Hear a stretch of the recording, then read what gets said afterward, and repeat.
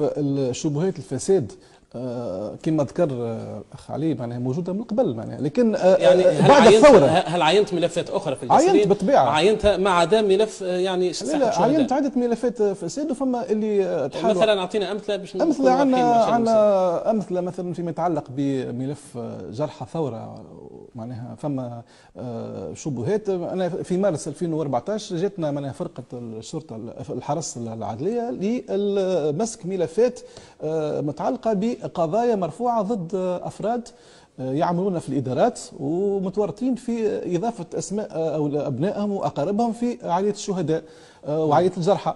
كذلك فما ملفات متعلقه ب يعني الانتدابات في الحظائر. فما حظائر وهميه لقينا في فريانه مثلا معناها عدد كبير هام من الحظائر الوهميه اللي ما عندهاش سجل نتاع امضاءات، معناها فما عدد كبير حظائر وهميه موجوده في نعم موجود معناها عددها حسب التقريب يعني. احنا توا كانت الحظائر في بين الثوره في حدود 23,000.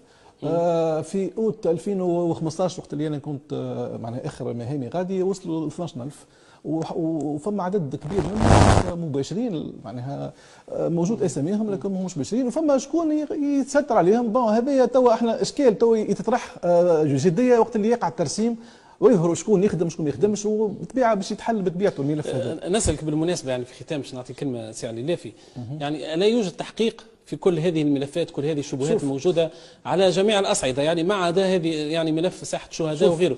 كان يسمي معنا سي حبيب الدلهومي يعني ملفات اخرى مبلاتكس ويعني بعض المحلات وغيره، يعني ما فماش تحقيق على الاقل على المستوى الجهوي الرسمي او على المستوى الوطني او على المستوى الامني والعدل. انا بالنسبه كوالي يلاحظ مثلا ملف فساد وثابت ومعناها يقع استشاره النيابه العموميه ويرفع قضيه معناها، وعملنا عده قضايا.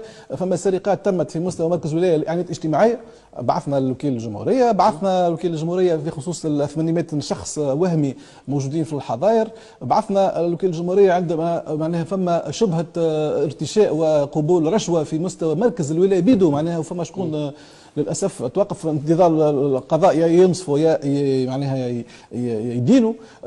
فما عده ملفات موجوده معناها، لكن مثلا ملف هذايا تصحيح الشهداء انا وقت اللي كنت مباشر في هذا الملف لم تكن لي القراءه والحجج، علاش طلبنا تفقد اداري ومالي من التفقديه العامه يعني لوزاره الداخليه. تقدمت يعني ربما ملاحظه او الى وزاره الداخليه، يعني شنو اللي صار بعدها؟ كيفاش تعاملت وزاره الداخليه مع هذا الملف؟ هي شوف الاشكال هو في معناها عدد المراقبين والمتفقدين اللي هو عدد ضئيل مقارنه بحجم الفساد الموجود في بعض الادارات.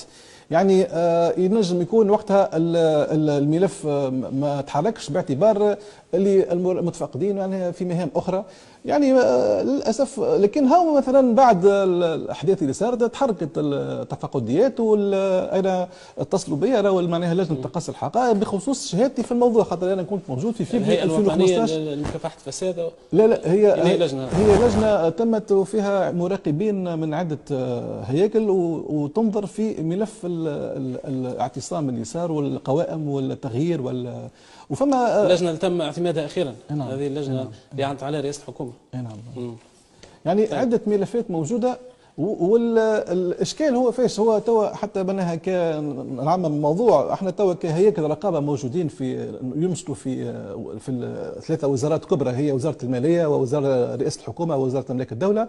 الاشكال الكبير هو في ما بعد التفقد، ما بعد الرقابه. هناك معناها تقارير يجب المواطن يطلع عليها باش يعرف شنو هي معناها الحجم الفساد الموجود، يعرف شكون اللي قام بهذه الافعال في الاداره باش تكون عبره لما يعتبر المحاسبه. لازم فما محاسبه تلي اعمال الرقابه بالطبيعه، وفما محاسبه اداريه وفما محاسبه قضائيه زاد. نعم. محاسبه قضائيه هذيك هي معناها اللي باش تكون فيصل في النهايه. نعم.